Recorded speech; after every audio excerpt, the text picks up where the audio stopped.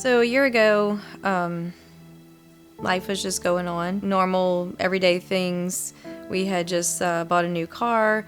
I was studying for the praxis exam because my plan was to start teaching this coming year. I was experiencing a lot of pain and issues, and so I was going in to find out what was going on. And when I woke up from the procedure, I got the diagnosis that I definitely had cancer. When I got the call, it was a shock, and it took probably 2 or 3 days just to understand what was going on.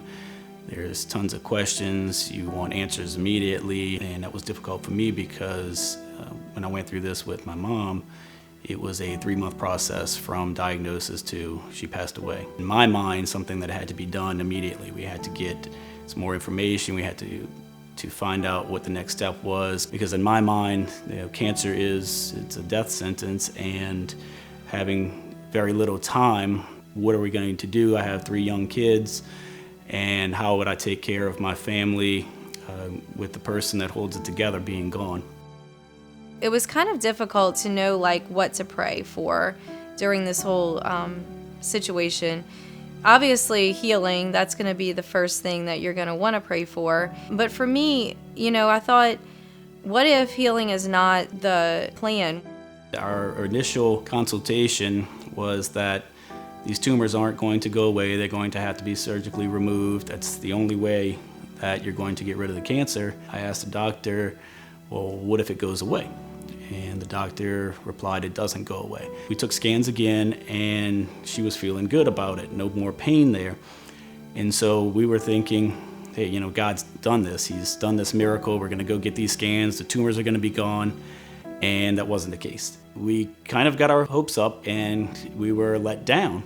Our prayer life shifted into that we wanted God to be glorified no matter what. Even if there was no healing, even if God chose to leave this mountain unmovable, that we would be okay with that as long as He would be glorified through that.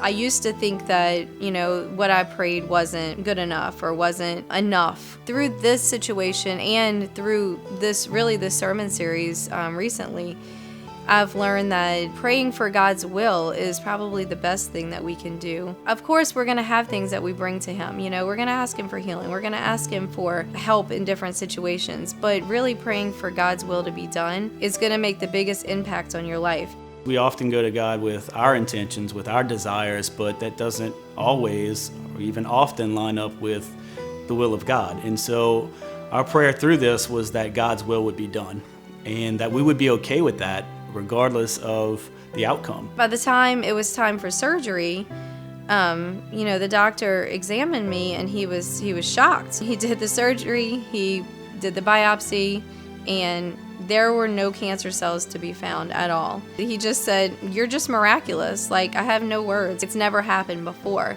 That was a huge answer to prayer, and it was a huge testimony to the power of prayer and how God can work in any situation and it be used for His glory. So, here I am. I'm cancer-free.